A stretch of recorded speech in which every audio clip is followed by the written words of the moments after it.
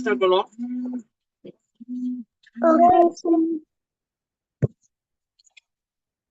எப்படி நாங்க வந்து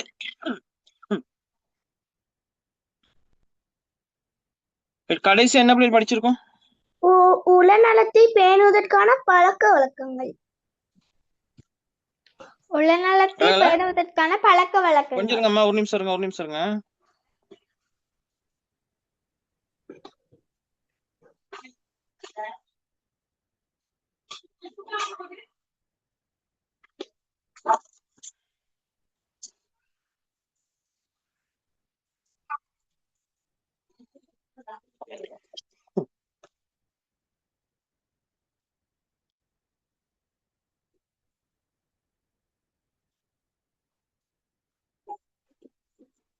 Good evening, sir. Good evening. Good evening, sir. Good evening. Recording in progress.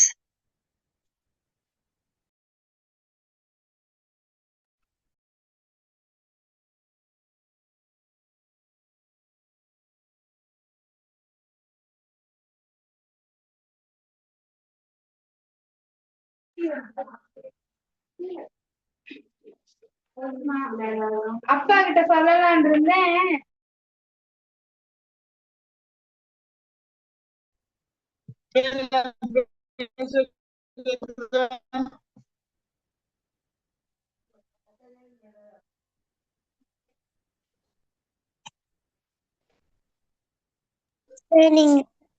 நீங்க பேச கேக்குதா?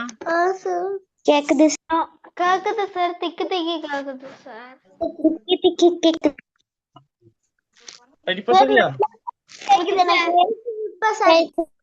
நல்லாதான் சார் கேக்குது.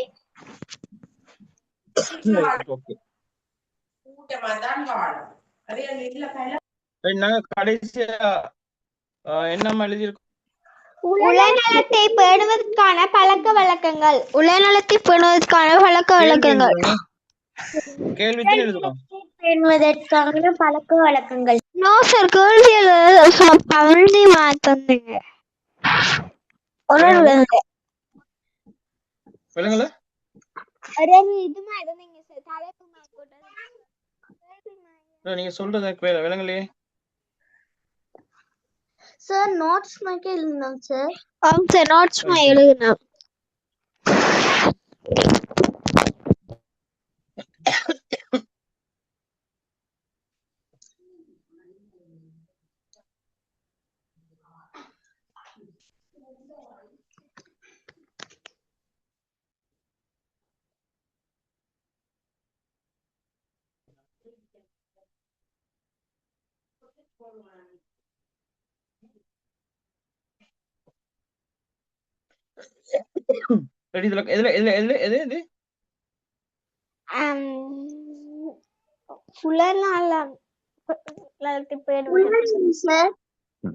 உடல்நலம் பேணுவதற்கான பழக்க வழக்கங்களா?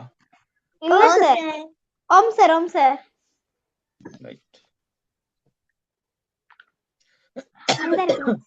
படிப்பிச்சு முடிச்ச மாதிரி இருக்குதே. இல்ல சார், நான் இப்ப படிக்க போற உடல்நடுக்குகளை குறைப்பதற்கு செய்ய வேண்டியவை.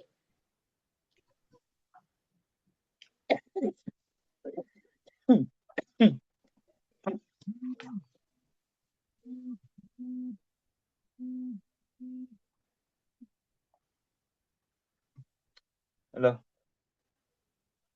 ஹலோ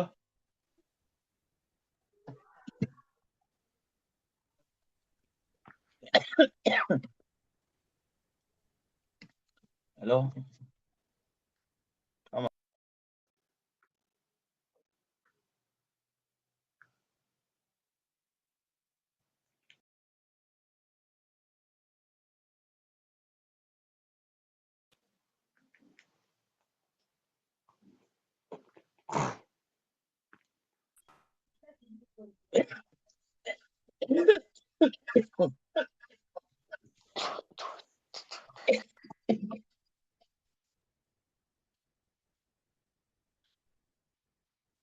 ரைட் பாருங்க.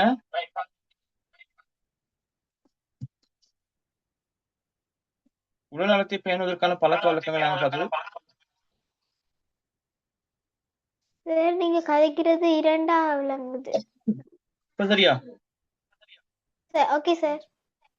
ரைட். அப்ப இந்த உடல்நலத்தை பேணுவதற்கான பழக்க வழக்கங்கள்ல விளையாட்டு செயற்பாடுகளில் ஈடுபடுறது, ஆக்க செயற்பாடுகளில் ஈடுபடுறது, பொழுதுபோக்கு செயற்பாடுகளில் ஈடுபடுறது, எளிய வாழ்க்கை கோலம் ஒன்று பயின்றது, நேர முகாமைத்துவத்தை பயின்றது, அறிவுரைகளை ஏற்றுக்கொள்ளல். இதுகள் தொடர்பாக பார்த்தோம். அடுத்து உடல்நலம் உள்ள ஒருவரிடம் காணப்படும் சிறப்பம்சங்கள். உடல்நலம் உள்ள ஒருவருக்கு இருக்கக்கூடிய சிறப்பம்சங்கள் பாருங்க. அவர் எப்படி இருப்பாருன்னு சொன்னா, அவர்கிட்ட வந்து பிள்ளை சுய கட்டுப்பாடு இருக்கும். சரியா? சுய கட்டுப்பாடு இருக்கும். கோவம் வந்தா கோவத்தை கட்டுப்படுத்திக்கிறாரு. மனவெழுச்சிகளை கட்டுப்படுத்தக்கூடிய ஆற்றல், எந்த ஒரு சந்தர்ப்பத்திலையும் தனது மனவெழுச்சிகளுக்கு அடிமையாகாம இருப்பார். சரியா? ஒழுக்கம் இருக்கும். எல்லா விதமான இதுகளிலுமே கட்டுப்பாடா இருப்பார். அடுத்து சரியான தீர்மானம் எடுத்தல். சரியான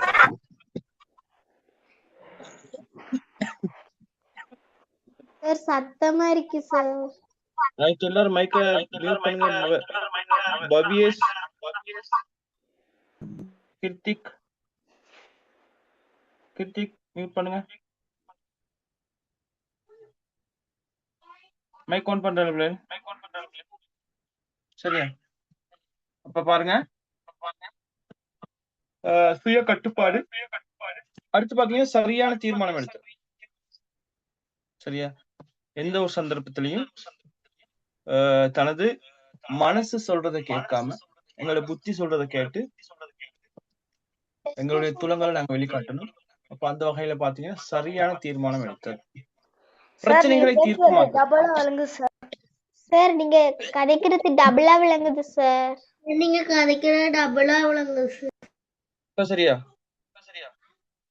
சார் டபுளா தான் விளங்குது. டபுளா விளங்குது சார். டபுளா விளங்குது சார். விளங்கல. அப்படி விளங்கல சார். அடுத்து பிரச்சனைகளை தீர்க்கக்கூடிய ஆற்றல்.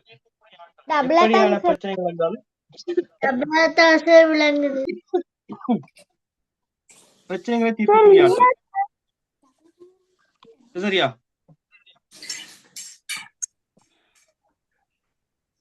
சரியா? எப்படியான பிரச்சனைகள் வந்தாலும் அந்த பிரச்சனைகளை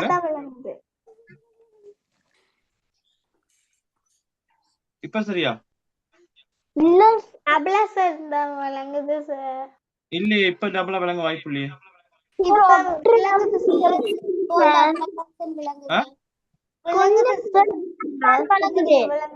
இல்ல டபுளா இப்ப விளங்குறதுக்கு வாய்ப்பு இல்ல.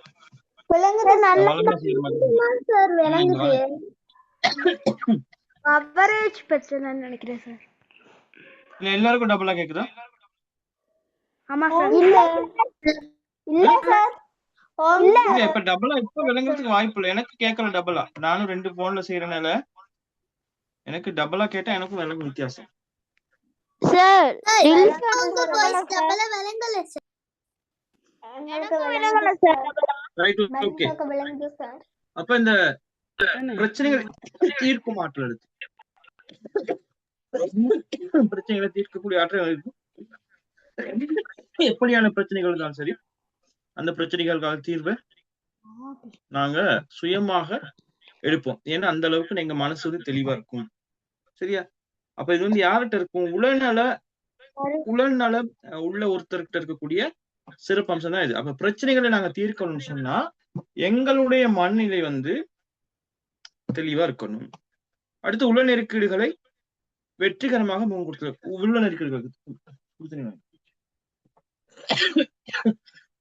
உள்ள நெருக்கீடுகளுக்கு வெற்றிகரமாக முகம் கொடுக்கணும். எந்த ஒரு பிரச்சனை வந்தாலும் சரி, நாங்க எங்களுக்கு ஏற்படக்கூடிய இடர்பாடுகள் இதுல எல்லாமே நாங்க என்ன செய்யணும், எப்படியான கஷ்டங்கள் வந்தாலும் நாங்க வெற்றிகரமாக அதுக்கு முகம் கொடுக்கக்கூடியவராக இருக்கணும். சிந்தனை ஆற்றல், அடுத்து எங்களுடைய சிந்தனை வந்து சிறப்பானதாக இருக்கணும். நல்ல விடயங்களை நாங்க சிந்திச்சு செயற்படக்கூடியவராக இருக்கணும். மைக்க மியூட் பண்ணுங்க தயவு செய்து.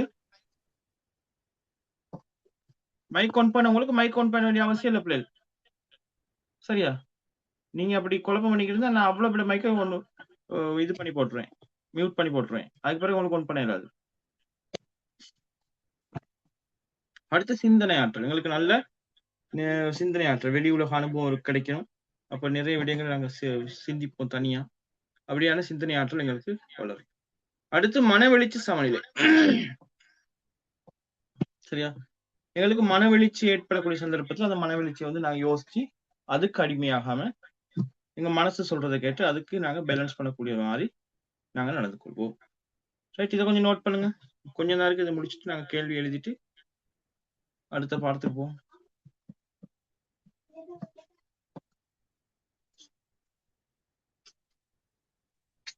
சார் இப்ப என்ன சொன்னீங்க திரும்ப சொல்லுங்க சார். பெய்த் எனக்கு கவரேஜ்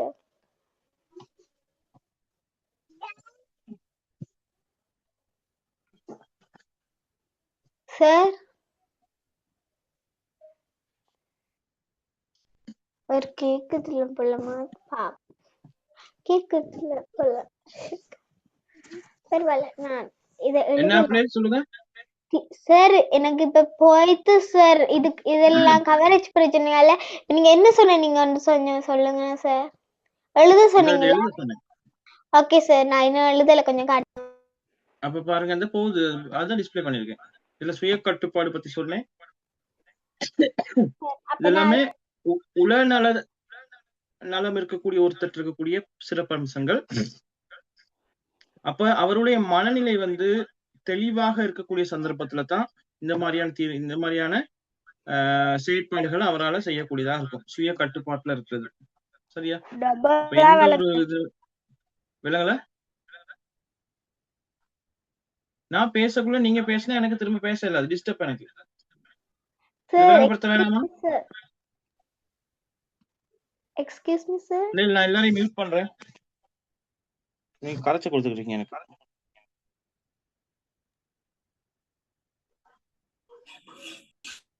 இந்த 6th கிளாஸ் வந்தா மட்டும் அந்த கரைச்ச, மத்த கிளாஸ் மைக்க ஆன் பண்ண மாட்டாங்க.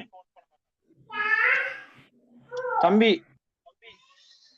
யாரு தயவு செய்து மைக்கை மியூட் பண்ணுங்க, டிஸ்டர்ப் பண்ணாங்க கிளாஸ்.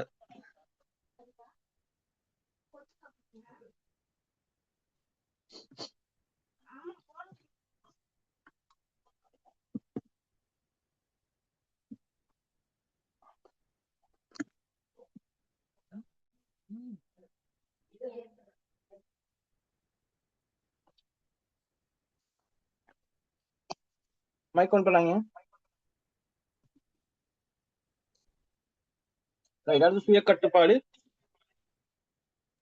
சுய கட்டுப்பாடு இருக்கக்கூடிய ஒருவர் வந்து மன நலம், அதாவது அவருடைய உடல் நலத்துல ஆரோக்கியமா இருக்கும். சரியா? அது சரியான தீர்மானங்கள் இருப்பாரு. சரியான தீர்மானங்கள் நாங்க எடுக்கணும்னு சொன்னா நாங்க எங்க மனசு வந்து தெளிவா இருக்கணும். தேவையில்லாத சிந்தனைகள் மனசுல போட்டு, தேவையில்லாத பிரச்சனைகளை மனசுல போட்டு நாங்க இருந்தோம்னு சொன்னா எங்களால என்ன செய்ய முடியும்னா சுயமான சரியான தீர்மானங்கள் எடுக்கிறதுக்கு கஷ்டம். அடுத்து பிரச்சனைகளை தீர்க்கக்கூடிய ஆற்றல்.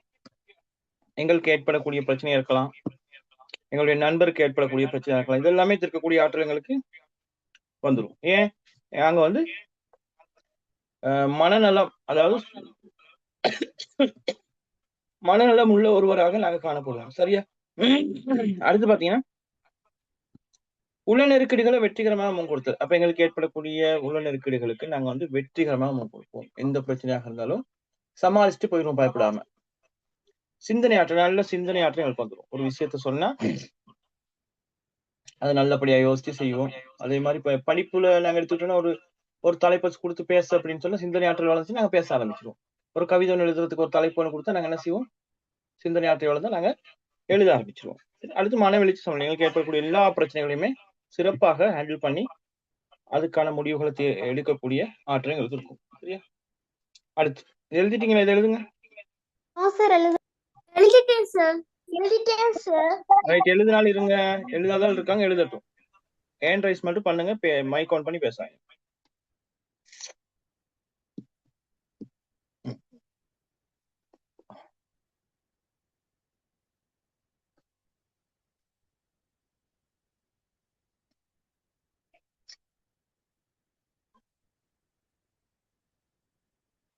ரைட்.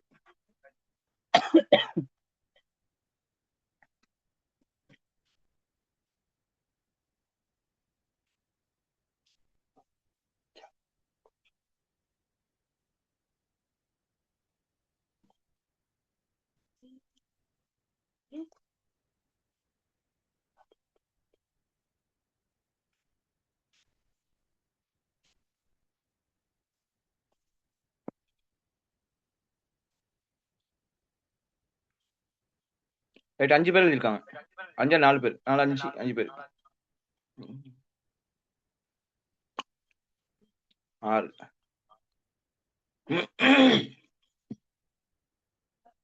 7. எல்லாரும் ஹேண்ட் ரைஸ் பண்ணணும், அப்பதான் நான் அடுத்தது போவேன்.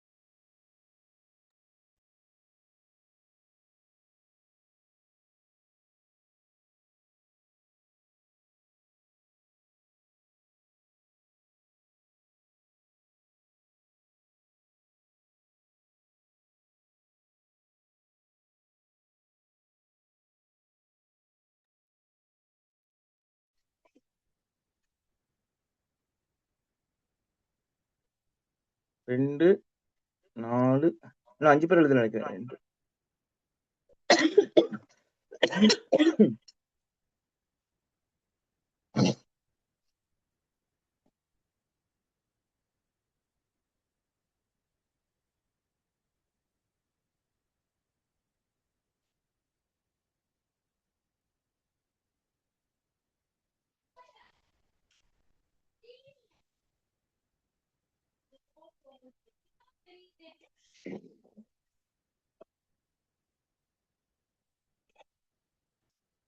கத்த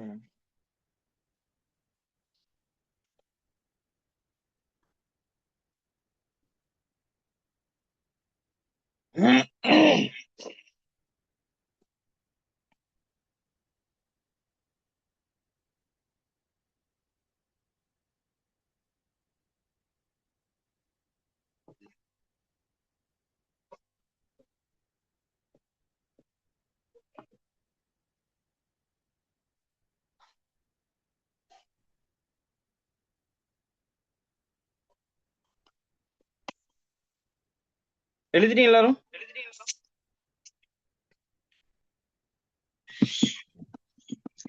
சார்.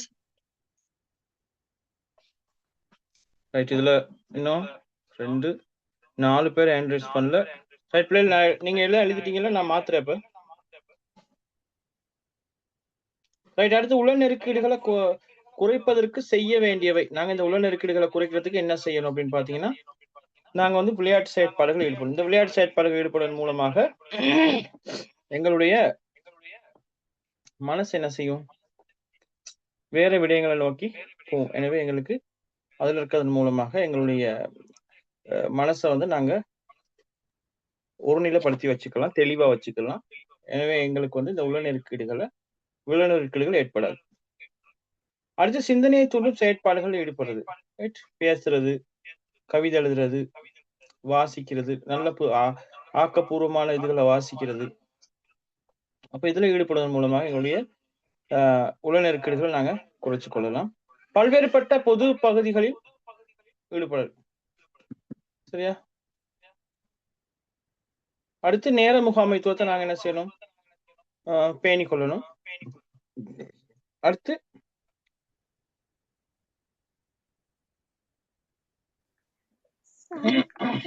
அளவு அடுத்து சகிக்கக்கூடிய அளவு, எங்களால ஏற்றுக்கொள்ளக்கூடிய அளவான மாதிரியான சவால்களை நாங்க என்ன செய்யணும்? ஏற்றுக்கொள்ளணும். ரைட், இதை கொஞ்சம் எழுதுங்க. சார் அந்த செய்யா என்ற தலைப்புல வந்துருக்கு சார், குறைப்பதற்கு செய்யா.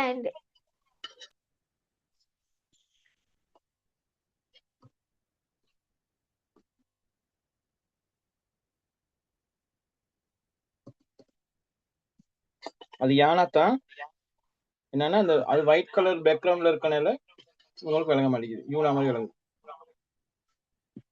இல்ல சார், அந்த திரும்ப ஈ வந்து ரைட், ரெண்டு ஈ வந்துருக்கு. சரி, ஓகே.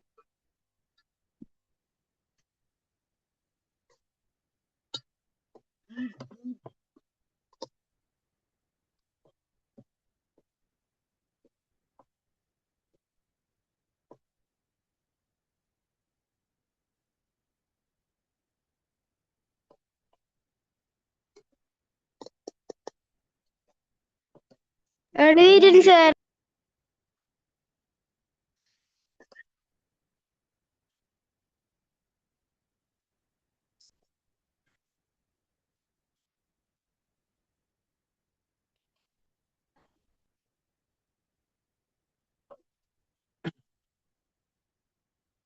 எழுதிட்டா ஹேண்ட் ரைஸ் பண்ணுங்க.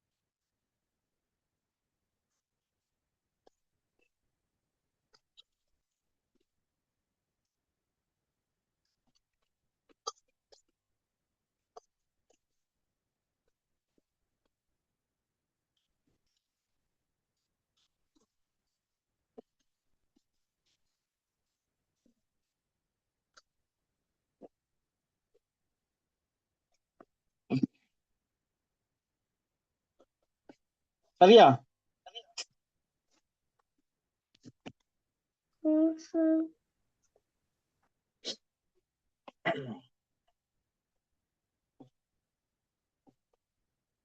துவாரகன் எழுதிட்டீங்களா?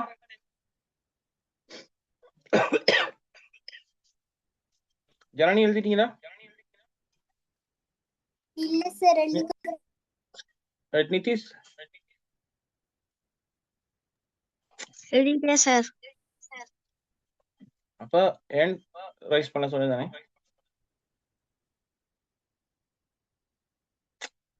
போடவே இல்லையே. சிம்பிள்.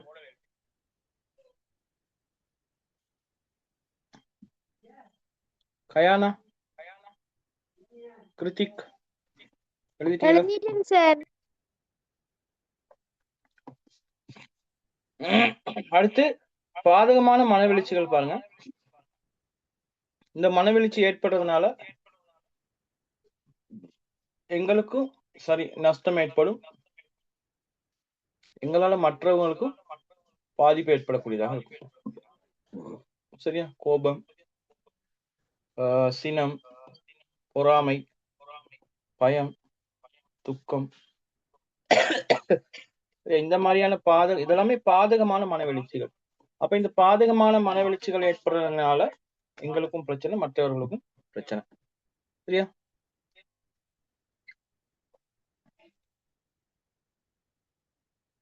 எழுதி கொள்ளுங்க.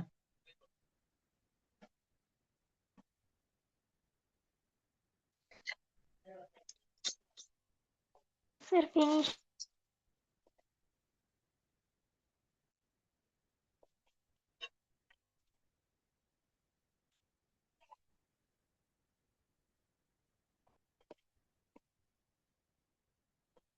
Finish sir.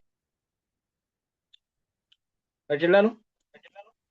Sir finish sir. Sir இல்ல சார் முடிஞ்சு Disha, sir. Dishani. Right, okay. முடிஞ்சு சார். இல்ல சார். ஷமீலாவா? கமீலியா சார். வேணுங்களா? கமீலியா. இல்ல சமீலான்னு தான் சார். ஷமீலா. துவாரகன் எழுதிட்டீங்களா? ஜனனி, நிதிஷ், ஓம் சார். எழுதிட்டேன் சார். கயனா, எழுதிட்டேன் கயானா, சார். கிருத்திக்,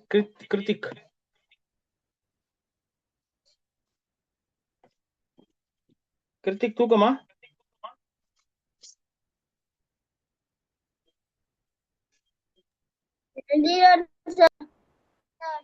ரைட், அடுத்து பாருங்க. தீய மனவெழுச்சி ஏற்படும் சந்தர்ப்பங்கள்ல அதனை எப்படி தவிர்த்து கொள்ளலாம் அப்படின்னு பாத்தீங்கன்னா,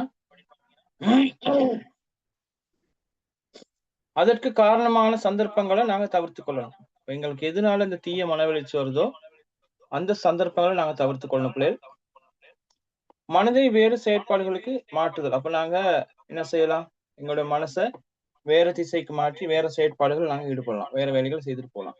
1 தொடக்கம் 10 வரை நாங்க எண்ணணும். சரியா? அடுத்து ஒரு கோப்பை தண்ணீரை நாங்க மெதுவா குடிக்கணும், எங்களோட தண்ணீரத்துக்கு. சரியா? எழுதி கொள்ளுங்க. தானே எடுத்தானே?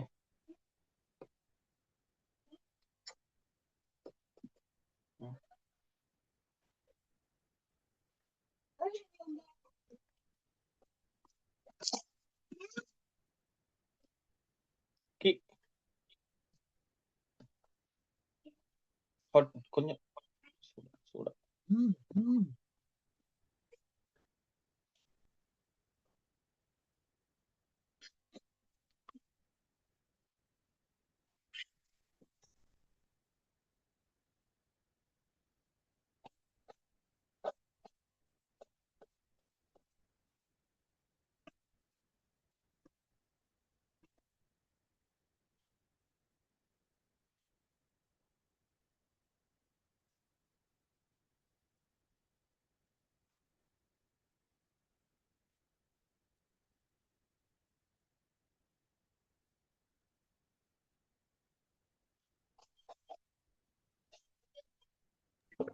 Guyana finish sir. Right, okay.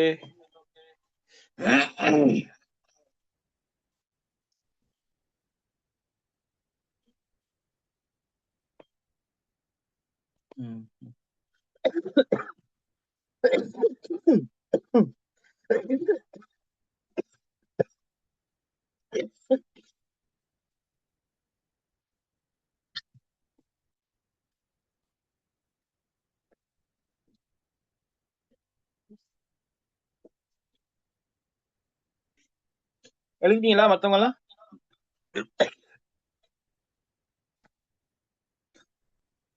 ஓ sir.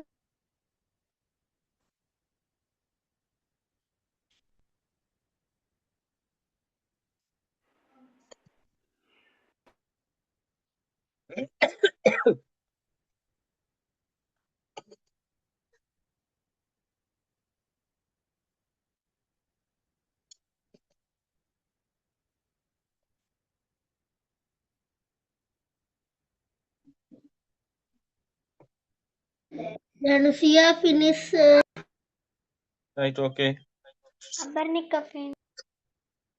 Okay Sir, Deshani finished. Okay.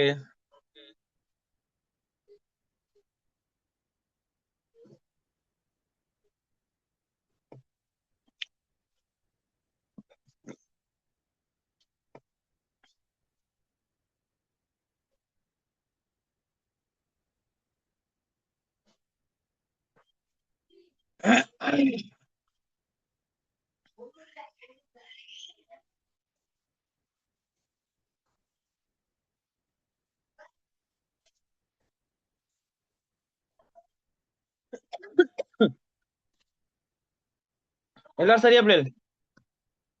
S sir. சரியா?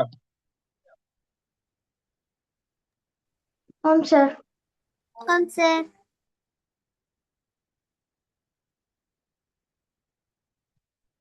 ரைட். அப்ப அடுத்த பாடத்தை படிக்குமா கேள்வி எழுதுவோமா?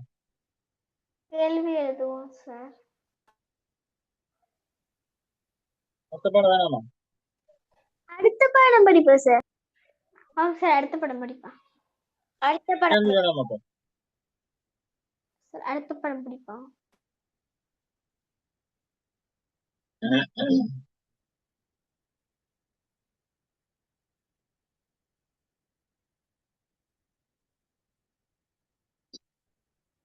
ஒரு 10 கேள்வி எழுதுவோம். Okay sir.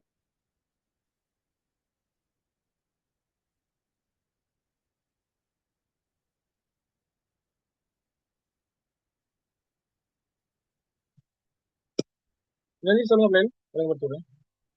எழுதியா சார் இது? தலைப்பு என்ன சார்? தலைப்பு என்ன போடுறேன்? ஆரோக்கியமாகவும் மகிழ்ச்சிகரமாகவும் வாழ்வோன்னு போட்டு அது கீழே எழுதுங்க. சுகாதார எண்ணக்கருன்னு போடுங்க. ஆரோக்கியமான வாழ்வு என்றால் நான் போடுங்க.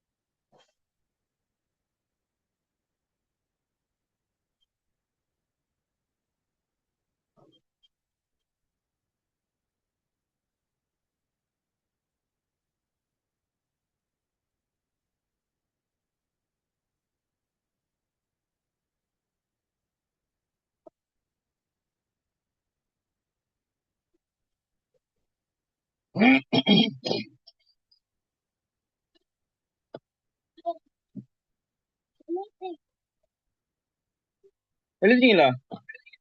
No sir. பாருங்க, சுகாதார எண்ணக்கரு. இதுல பாத்தீங்கன்னா முதலாவது ஆரோக்கியமான வாழ்வு என்ன? அப்ப ஆரோக்கியமான வாழ்வு அப்படிங்கிறது வந்து தனிநபர் ஒருவர்கிட்ட காணப்படக்கூடிய உடல் உள்ள சமூக ஆன்மீக நலன்களினுடைய பரிபூர்ண நிலையை பெற்றிருப்பது தான் இங்க ஆரோக்கியமான வாழ்வு அப்படின்னு சார் சொல்லப்படுது. நீங்க கதைக்கிற கொஞ்சம் கிளியர் எல்லாம் விளங்குது கொஞ்சம். இப்ப சரியா? Okay sir. சத்தமா கிடக்கு சார்.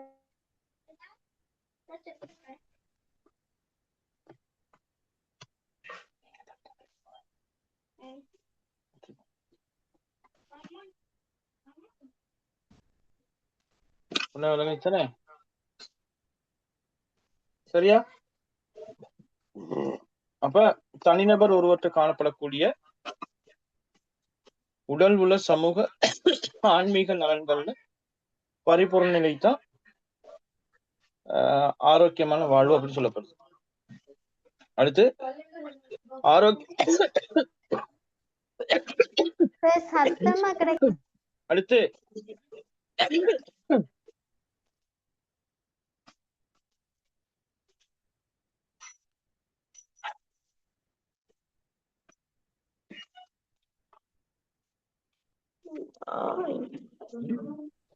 அடுத்து பாருங்க, ஆரோக்கியம் அல்லது சுகாதாரத்திற்குள் உள்ளடங்கும் அம்சங்கள் எவைன்னு கேட்கிறாங்க.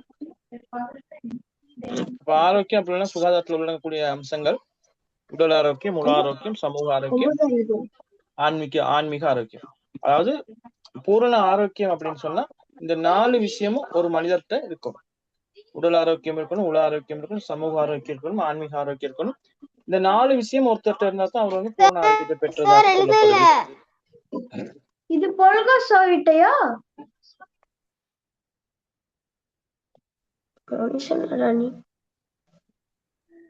எழுதிட்டோம் சார். சார் நான் எழுதல, கொஞ்சம் பாருங்க. சீக்கிரம் எழுதி.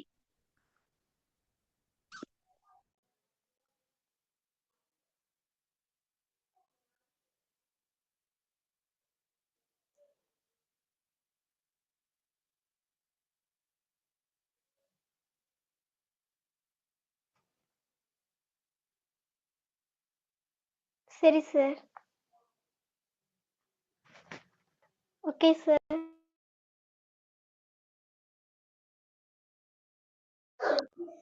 சார் நான் என்ன எழுதல சார்.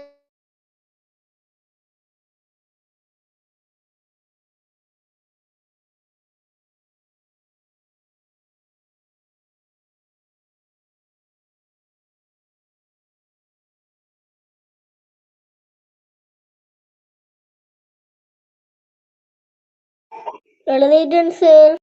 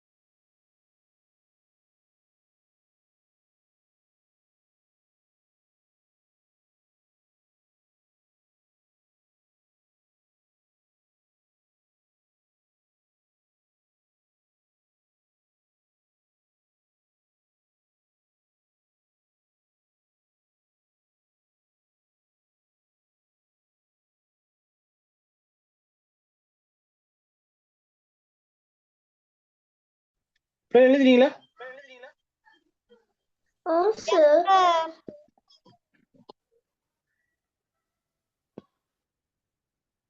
இரண்டே எழுதுங்க.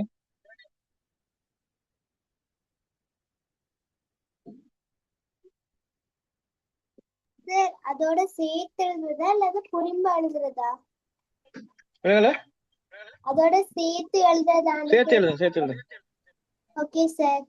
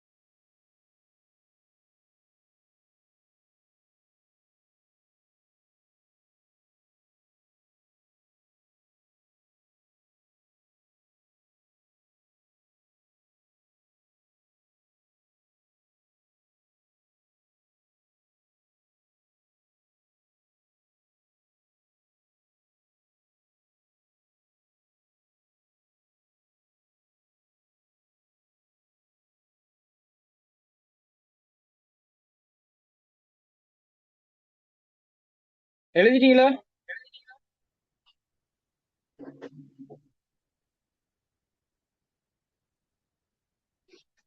நோ இல்ல சார். சார் கொஞ்சம் பின்னுக்கு காட்டுவீங்களா சார் இது பேப்பர்? ஆ?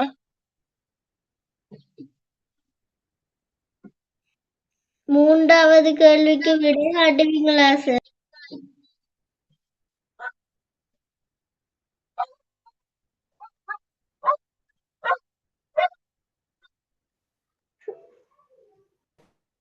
சார் நீங்க இதெல்லாம் சொன்னீங்க.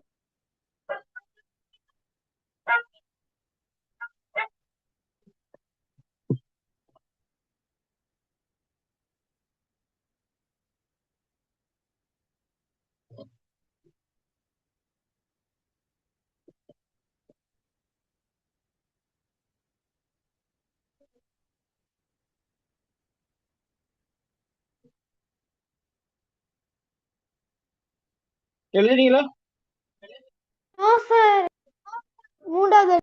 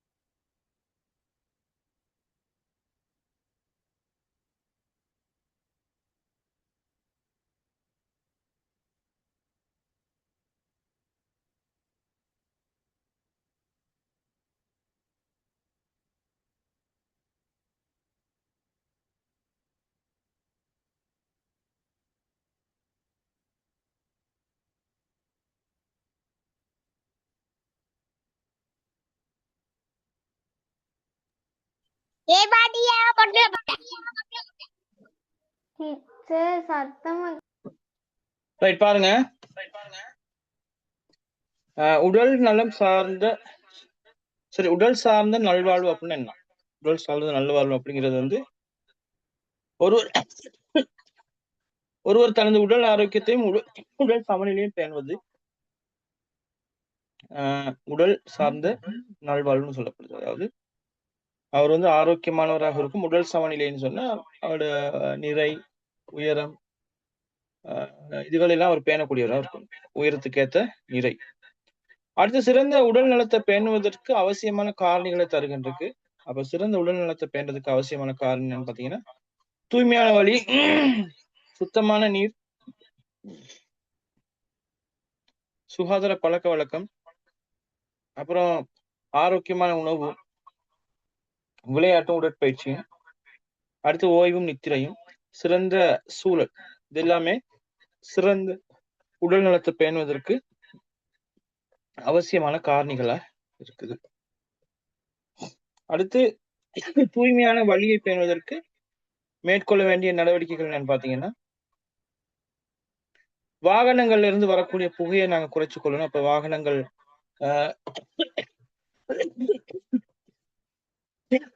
புகை அதிக அளவுல வாகனங்கள் இருந்து வருதுன்னு அந்த மாதிரி வாகனங்களை அரசாங்கம் தடை பண்ணணும். இயந்திரங்களில் இருந்து வெளிவரக்கூடிய புகையை கட்டுப்படுத்தணும். இயந்திரங்கள்ல இருந்து வெளிவரக்கூடிய புகையை கட்டுப்படுத்தணும். பொலித்தீன் வகைகளை எரிக்கிறத தவிர்க்கணும். ஏன் எரிக்கிறத தவிர்க்கணும்? எரிக்கிறது மூலமா அதிக அளவான புகையை அது வெளியிடும். எனவே எரிக்கிறத நாங்கள் தவிர்த்துக்கொள்ளணும். கழிவு முகாமைத்துவத்தை முறையாக நாங்கள் நடைமுறைப்படுத்தணும். இதன் மூலமாக நாங்க தூய்மையான வழியை பெற்றுக்கொள்ளக்கூடியதாக இருக்கும். சரியா? இந்த 4வது மட்டும் எழுதுங்க.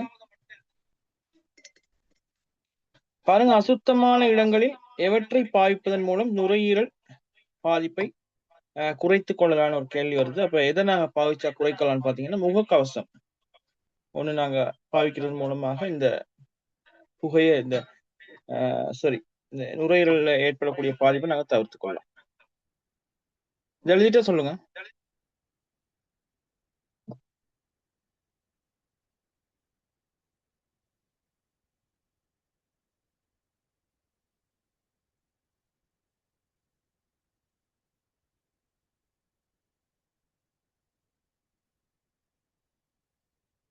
எழுதிட்டேன் சார். எழுதிட்டேன் சார்.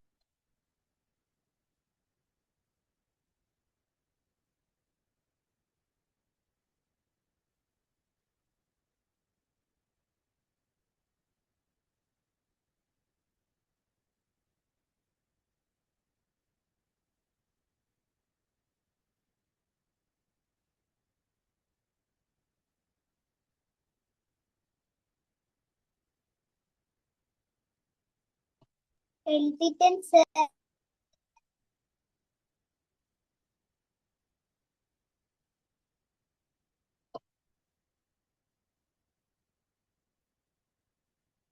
எழுதினீங்க?